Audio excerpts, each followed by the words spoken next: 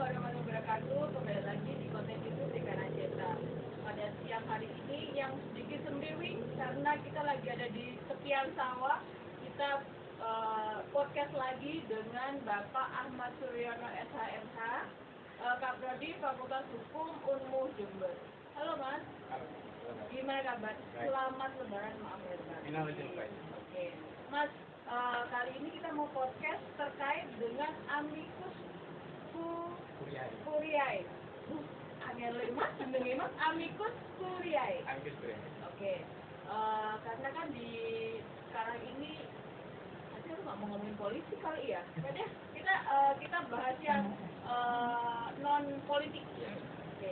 Pengertian aja Mas. Apa sih Mas amicus curiae?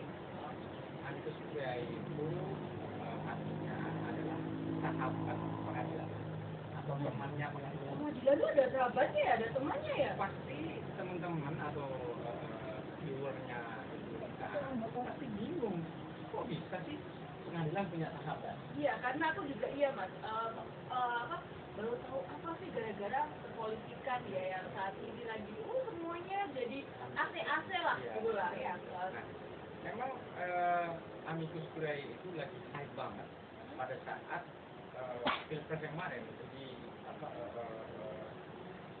PHPU ya, perselisihan hasil pilpres.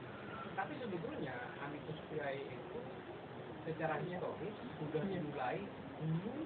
Mungkin Mbak Rita dengan pernah dengar kasus Prita Mulyasari tahun 2014. Yes, oke. Jadi aku kemarin tuh gosip Mas, sebelum kita podcast aku gosip dulu.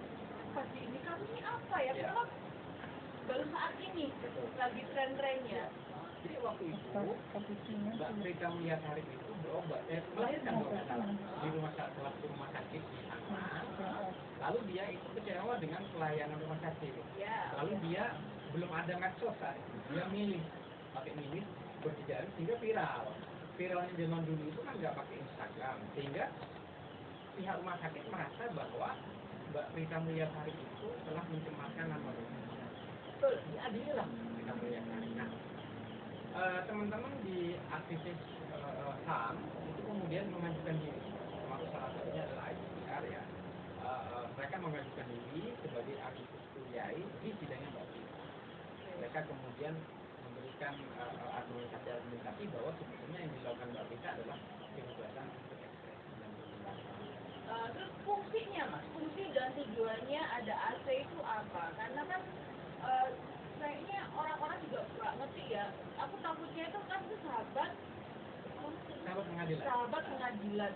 Nah, fungsinya, tujuannya itu apa sebenarnya? Kenapa harus ada AC itu? Ya, gini, AC itu sebetulnya muncul karena kekhawatiran publik terhadap berjalannya atau disidangkannya suatu perkara. Oke. Mohon maaf ya, saya sekali lagi disclaimer sama teman-teman kepolisian, penuntut dan juga saksi. Saya mengatakan tidak secara umum, tapi ada beberapa kasus yang, mohon maaf, kadang-kadang dari sisi penyelidikannya, penuntutannya, persidangannya itu penuh dengan aroma dan unsur. Ini berat banget prosesnya. Memang, ambil contoh yang paling sederhana, tapi politik lagi. Haris Azhar sama Fatihah yang melawan Pak Luhut, itu kan banyak. Aku nggak ngikutin mulai itu Mas. Oke, yang paling ini deh. Kalau Prita iya, oke gue ngikutin gitu. Yang paling khas ya mungkin itu ya Haris Azhar. Mungkin saya ceritakan di Makassar ya. Ada seorang ibu rumah tangga mirip seperti kita yang mengunggah perlakuan suatu perusahaan terhadap keluarganya atau suaminya. Seingat saya kaitannya dengan suatu perkara, lalu dia menunjuk bahwa perusahaan itu tidak manusiawi dan sebagainya. Lalu dia dipidana gara-gara mudahan karena pasal 23 itu posisi ibu rumah tangga tersebut sebetulnya kan sedang memperjuangkan hak. Lalu kemudian dia dipidana dengan pasal 23 itu karena pencemaran secara tertulis lewat alat atau informasi elektronik lewat device, lewat network. Si ibu itu kemudian dipidana. Yang menariknya adalah sebetulnya yang disampaikan oleh ibu itu kan mungkin bisa jadi adalah informasi kebenaran. Tapi karena yang melaporkan adalah orang yang punya power, yang melaporkan dia perusahaan. Oh, oke, yang melaporkan dia perusahaan. Ya. Jadi unggahan ibu itu sebetulnya tidak menuju kepada direktur perusahaan, dia tidak menuju kepada bukan person.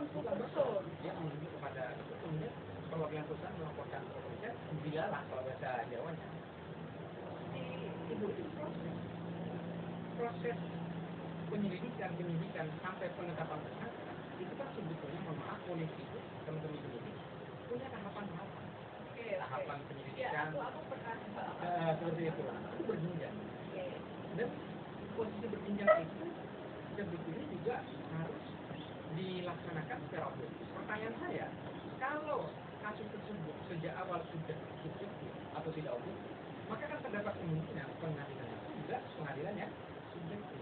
Mas, aku pernah baca begini.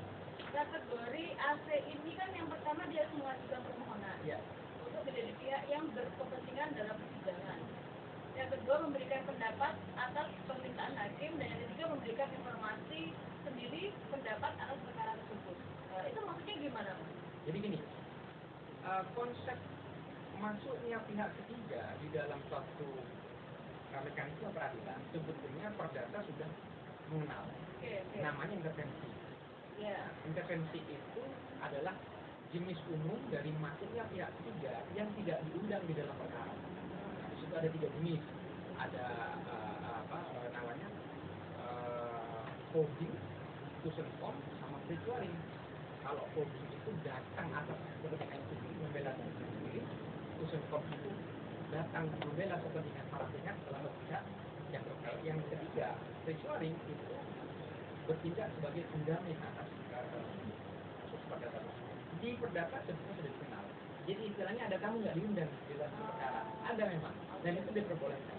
Sambil contoh misalnya begini, Mbak Rita punya rumah, saya kemudian membeli rumah, teman-teman itu kemudian saya menggugat Mbak Rita, padahal sebetulnya rumah tersebut masih menjadi rumah warisan antara Mbak Rita dengan saudara. Lalu saudara Mbak Rita datang ke pengadilan untuk menyatakan, Pak Hakim, ini masih belum betul sekali Pak Hakim, saya datang ke sini, saya ingin membela hak saya. Dia datang sebagai intervensi judulnya polisi.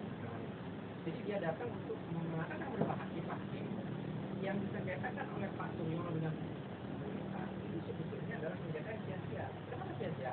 Karena benda tersebut belum sepenuhnya berita. Itu masih punyanya saya berdua dengan berita, karena saya dengan berita bersaudara dan haknya itu masih atas nama orang tua kami. Jadi dia datang sebagai sahabat pengadilan, namanya intervensi. Itu kalau perdata. Bedanya dengan pidana, ini yang akan saya jelaskan. Kalau di dalam pidana, polisi itu kan sudah subjektif duluan menetapkan tersangka lewat bukti permulaan bahwa orang tersebut diduga melakukan kejahatan. Pertanyaan saya begini, bagaimana jika dugaan polisi itu salah? Caranya membantu gimana? Satu lewat pengacara. Iya, pastinya lah. Tapi dia pakai lawyer dulu dong. Kalau pengacara, kalau tidak tanding di ring tinggi atau di pertandingan, boleh nggak sepak bola 10 lawan 10? Tapi kalau kemudian wasit dan mengatakan, wasit perangkat pertandingan mengatakan 10 lawan 11 adalah pertandingan, kira-kira mantel nggak kita?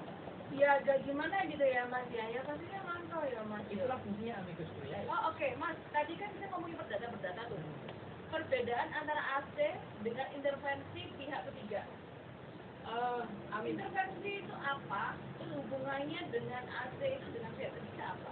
Amicus curiae itu sebenarnya adalah konsep pidana ya, konsep hukum pidana, hukum publik lah. Ada hukum nasional, ada hukum HAM ya, kemudian hukum pidana. Kalau perdata itu adalah hubungan privat. Privat itu ada antara hubungan warga negara dengan subjek hukum pribadi dengan yang lainnya. Sama seperti yang saya sampaikan tadi, perdata yang saya maksud itu, negara nggak ikut campur tangan. Jual beli antara kita berdua, negara nggak mau juga tidak. Jadi tergantung nanti hasilnya itu bergantung daya ikat putusannya. Betul. Contoh misalnya saudaranya Mbak Rita datang ke pengadilan, sebagai intervensi pihak ketiga dalam bisnis tersebut. Kita coba kira-kira putusan hakim mau setuju kepada saudaranya Mbak Rita, kepada saya atau kepada Mbak Rita.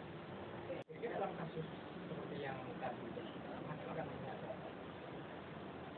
Nah ini yang pihak ketiga lah mas, karena kan aku kan di luar konteksnya. Jadi hasil lah yang akan digunakan. Iya, logika aku begitu sih, karena berhubung aku ini bukan orang pidana ya mas. Jadi mohon maaf lah kalau salah-salah mungkin bisa diluruskan gitu. Kalau dalam konsep Tiga. oke, kalau dalam kasus itu saya contohkan tadi, kira-kira hakim akan bergerak pada siapa dalam perkara perdata yang Pihak ketiga. kenapa ya begitu? Ya karena kan aku di luar mereka. Aku yang membuktikan bahwa Itu punya aku, bukan iya, punya kita.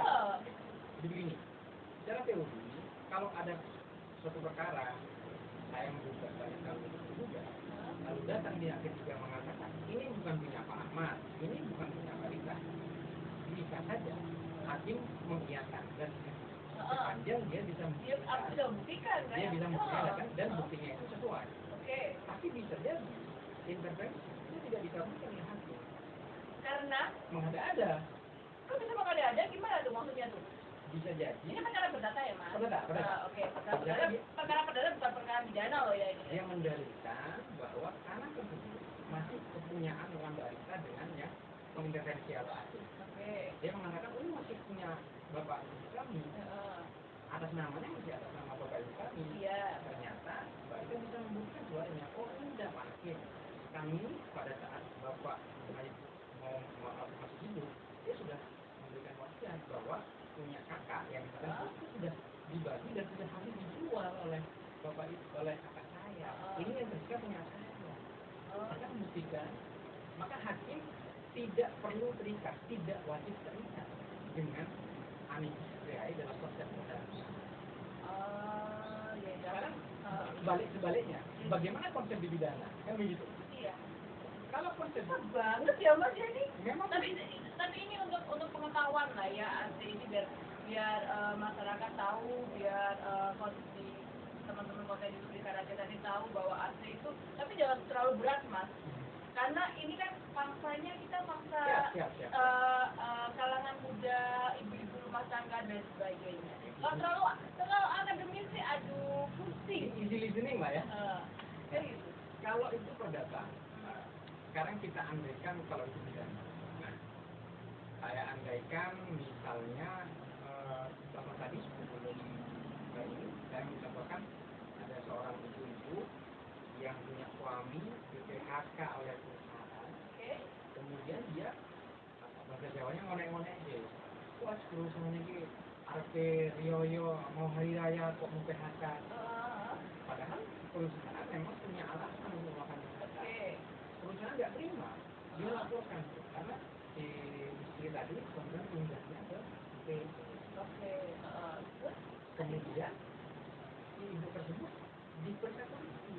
Ya pastinya ya, karena suatu perusahaan itu mungkin tidak nyaman dengan kalimat-kalimat atau ujaran-ujaran yang bisa membuat perusahaan itu akhirnya sampai reputasi perusahaan sehingga dia melakukan langkah hukum. Kemudian dia melaporkan ke kepolisian. Kalau Mbak Rita ingat ada seorang nenek di Jambi yang dilaporkan oleh Pemkot Jambi. Jadi ada cerita nih, ya kan? jalan ya? Yes, betul. Iya, benar ya? Betul. Aku pernah sekilas Yes. lihat di televisi. Itu kan dilakukan. Iya. Langsung hujatan ke Indonesia kepada Pemkot Jambi. Iya, akhirnya dilaporkan kalau nggak salah ya. Dilaporkan ke kepolisian. Iya. Dan pada titik tertentu atas desakan publik akhirnya kemudian Pemkot Jambi dicabut. Oke. Tapi belum sampai ke pengadilan. Iya. Seandainya itu sampai ke pengadilan, maka fungsi amicus curiae itu bisa digunakan. Kok bisa negara melaporkan warga negara? Kan nggak adil dalam konsep awal Iya, kita. pasti kalau masyarakat itu pasti kalah ya mas ya. Sekali. Khususnya kan apa dewe ya, umpamanya kalau ada jalan rusak, kita kan berhak ya masyarakat, karena kita bayar pajak. Jadi kita harus mendapatkan timbal balik yang oke buat masyarakat kan seperti. Tapi kalau pemerintah menggugat rakyatnya sendiri atau warga sendiri itu ya agak lucu ya mas ya. Aku juga ini gitu. Agak aneh memang. Jadi, namanya pelanggaran hak asasi manusia secara teoritis atau secara konsep itu hanya bisa dilakukan oleh negara dan aparat kepada warga negara. Kalau warga negara kepada negara bukan pelanggaran, kamu belum. Karena yang punya kekuasaan itu adalah negara. Kembali kepada yang jambu tadi, yang terjadi kemudian Pemkot Jambi melalui Kapolresnya melaporkan ke Polresta itu terhadap anak-anak SMP. Iya, aku tahu itu. Walaupun sebetulnya yang menjadi kabar kuku tersebut kan itu ya, aku tahu apa yang terjadi sebenarnya. Ini disclaimer juga, aku tahu apa yang terjadi. Tapi saya tidak akan sampaikan. Pada intinya pesan moral saya kepada penegakan hukum di Indonesia, ada kalanya penegakan hukum yang sedang terjadi atau akan dilakukan itu sudah subjektif tidak ada. Dengan tidak mengurangi rasa hormat saya kepada teman-teman kepolisian, kejaksaan, namanya subjektif itu kan kadang-kadang memang sudah menyatu dalam diri kita. Contohnya begini, kita minum apa? Dingin apa panas? Suka dingin apa panas? Dingin. Kenapa harus dingin? Ya kan? Padahal panas kan, aneh kan juga enak. Iya. Enak banget. Sama dong. Persis banget. Penegak hukum, polisi, itu kan juga manusia. Oke. Kadang-kadang ketika dia disodori suatu perkara di dalam KUHP, suatu perkara dinyatakan sebagai perbuatan pidana atau kejahatan, itu kan memiliki unsur-unsur. Oke, ya. Syaratnya adalah memiliki bukti permulaan yang cukup. Menurut putusan MK dinyatakan bukti permulaan yang cukup itu adalah 2 alat bukti yang bisa meyakinkan bahwa itu akan lanjut sampai ke mana. 2 alat bukti itu kan kadang-kadang meragukan. Contoh, saksi. Saksi didapatkan dari saksi tingkat mereka. Padahal saksi ada banyak, ada 10. Diambil cuma 2 tapi saksi mereka. Sama seperti kita melihat saksi mata uang. Atau begini deh, kita lihat benda ini. Ini kosong atau ada tulisannya? Ada tulisan. Kata siapa dari kita? Kosong ya? Iya, kalau dari sini kosong. Itu putih. Penyidik dalam ruang penyidikannya melihat satu benda dalam 2 perspektif. Sudut pandangnya berbeda. Kapan dan saat apa sudut pandang ini bisa menjadi utuh? Di pengadilan. Sebelum pengadilan bisa nggak kita yang dituduh membuktikan bahwa ini adalah 2 sisi? Ada mekanismenya nggak? Bukan, nggak ada. Sebelum ponisnya hakim pada saat tersangka yang pra-peradilan tersangka. Kalau sebelum itu bahwa seseorang yang sudah dinyatakan tersangka itu sudah namanya, dia harus membuktikan sebaliknya di pengadilan, bukan di pra-peradilan. Makanya dalam penegakan hukum pidana subjektivitas itu melekat dalam diri penyidik. Karena penyidik manusia. Logikanya sama kayak kita ngomong. Oh, tapi ini tidak menyebutkan ya, Mas? Oh no, bagi saya ini hanya konten edukasi, mengedukasi ya. Ini tidak ada menyebutkan salah satu pihak ataupun bagaimana. Itu disclaimer dulu, Mas. Disclaimer lah. Ini satu hal yang luar biasa soal yang kita bahas ini yang topik lagi hot-hotnya. Tapi dalam beberapa kasus saya melihat justru sebaliknya.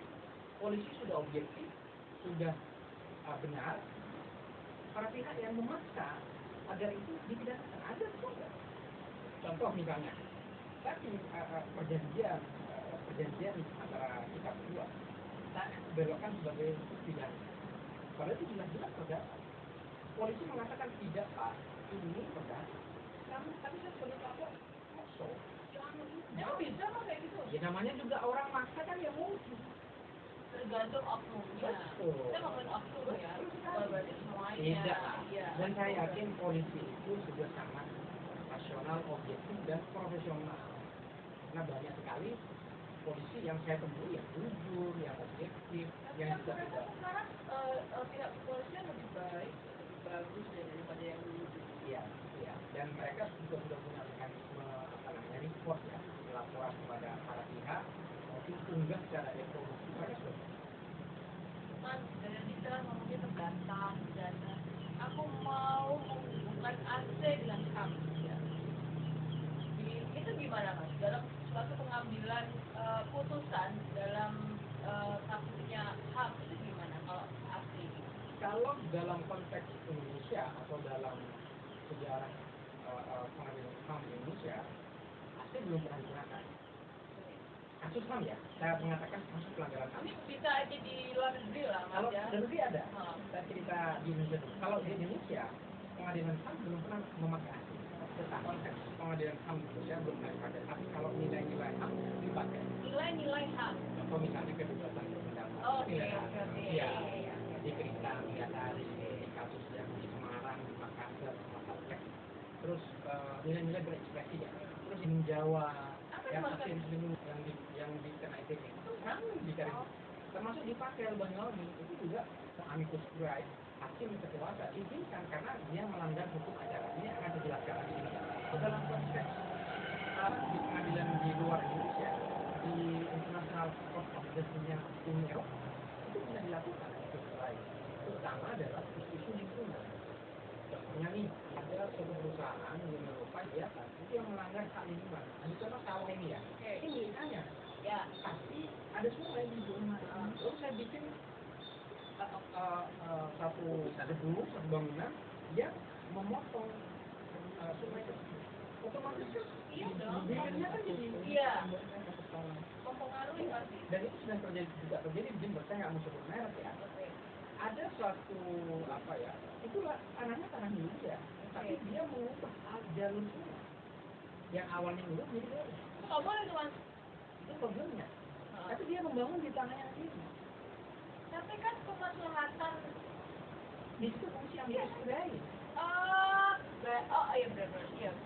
Harusnya seperti itu ya. Di pengadilan International Court of Justice di Eropa, amicus curiae diafirmasi atau diterima dalam bahasa saya untuk ketaatan di amanat hukum. Iya.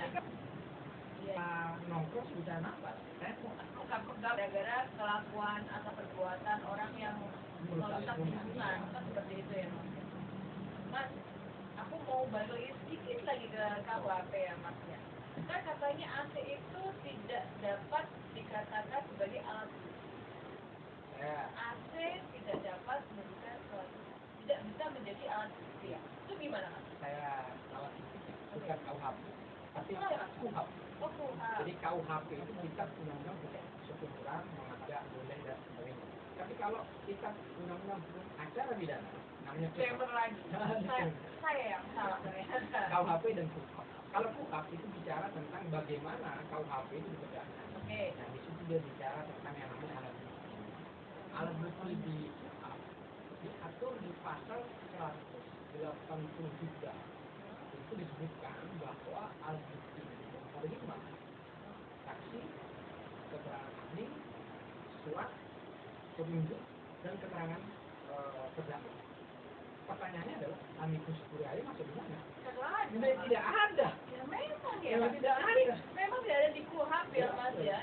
Jadi tidak bisa dijadikan sebagai alat bukti. Oke, katakanlah misalnya, Pak, saya memang tidak melihat secara langsung saksi itu kan menurut pengertian pasal 1 angka 26 dinyatakan adalah saksi adalah orang yang melihat, mendengar, dan merasakan secara langsung. Oh, jangankan amicus curiae, CCTV saja nggak di-approve kok sama KUHP. Oh ya? Iya dong, iya maksudnya. Karena pasal 1 angka 2 namanya saksi adalah orang, dan CCTV orang tuh enggak. Bukan. Nah ini ya, kalau kita belajar pidana itu aduh luar biasa. Tapi aku selalu tertarik dengan pidana. Ada lagi, Mas? Tidak bisa dikatakan sebagai saksi ataupun saksi ahli. Iya ya? Iya. Saksi ahli itu adalah orang yang memiliki pengetahuan. Kalau dia mau jadi saksi ahli, maka dia harus memiliki dasar ilmu pengetahuan itu kapasitas. Contoh, misalnya persidangannya adalah persidangan ITE tentang ujaran kebencian. Kira-kira saksi ahlinya dari mana? Ahli informatika, ahli ya. Satu ahli informatika, betul. Kan? Yang kedua adalah ahli apa? Ahli ITE kan ya? Ada lagi yang lebih substantif. Ahli bahasa. Ahli bahasa. Misal, kenal bahasa Jawa kan ya? Dengan jargon ya? Bahasa Jawa, bahasa Jawa. Kan dia punya jargon tuh. Iya.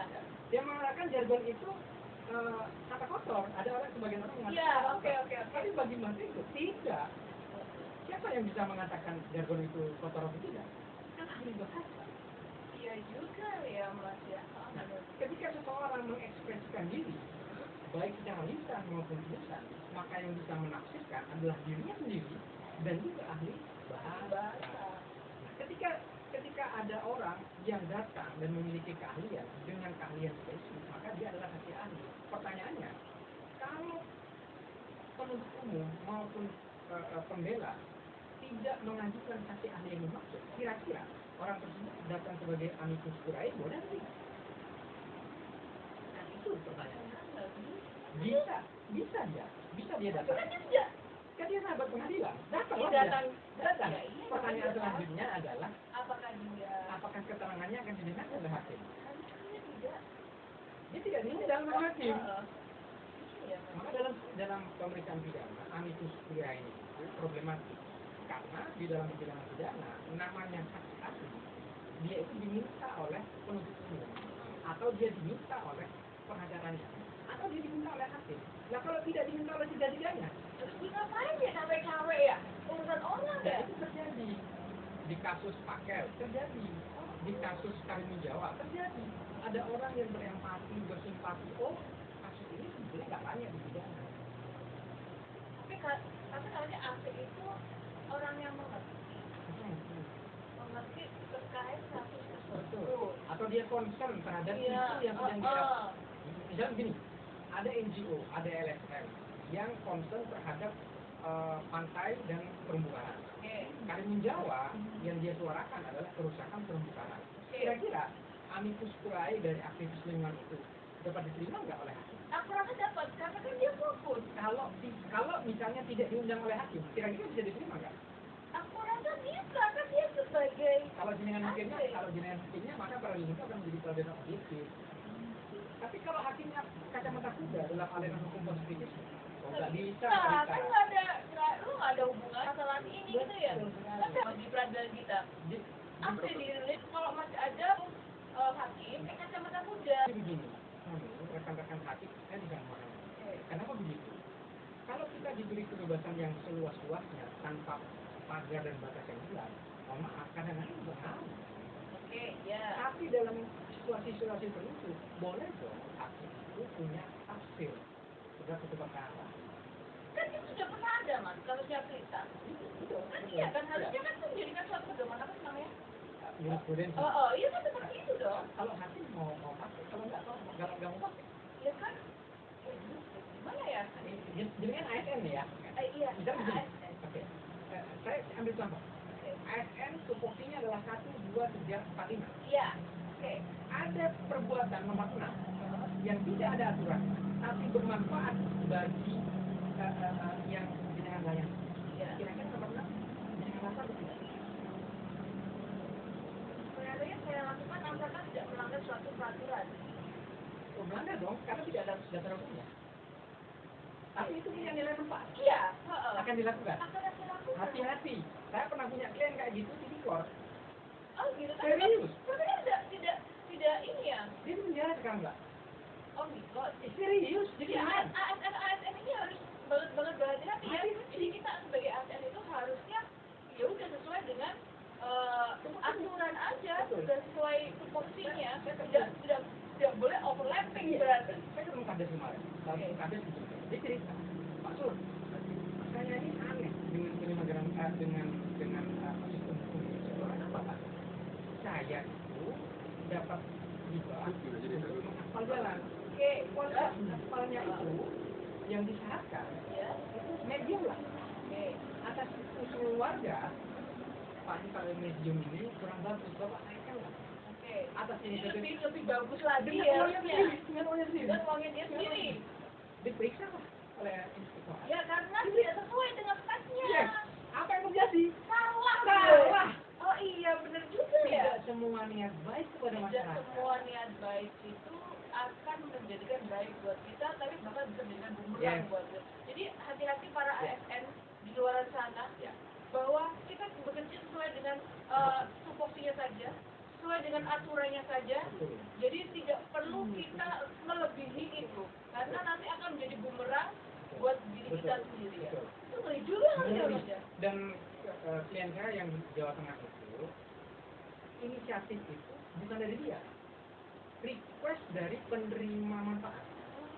Jadi gini Mbak, jadi waktu itu proyeknya adalah, mohon maaf, karena satu dari ibu kota provinsi ke ibu kota kabupaten itu kan makan waktu. Inisiatif lagi storage, cold storage, yang meningkatkan kualitas hidupnya masyarakat. Yang awalnya hanya 30-40% sampai di lokasi, naik menjadi 80-90%. Bagus kan? Salah, karena nggak sesuai dengan bukti, nggak sesuai dengan aturannya. Jadi ya berhati-hati aja lah ya, tidak terlalu biar kita sebenarnya sih bagus tapi ya Mas ya. Tapi karena kita ada batasan-batasan, itu ada batasan-batasannya ya. Kembali kepada hakim yang positivistik tadi, saya juga tidak menyalahkan rekan-rekan hakim yang kacamata kuda. Mbak Rita pernah ingat ada hakim yang memutus kepesertaan partai politik baru kemarin itu. Dia kan bikin heboh, ada partai yang kemudian ternyata bisa ikut. Ada terjadi di internal. Aku masih sedikit bingung, mungkin juga untuk konten kali ini teramat sangat memusingkan ya tentang amicus curiae ini. Tapi ini pembelajaran awal lah ya, agar masyarakat itu lebih sedikit memahami terkait hal tersebut.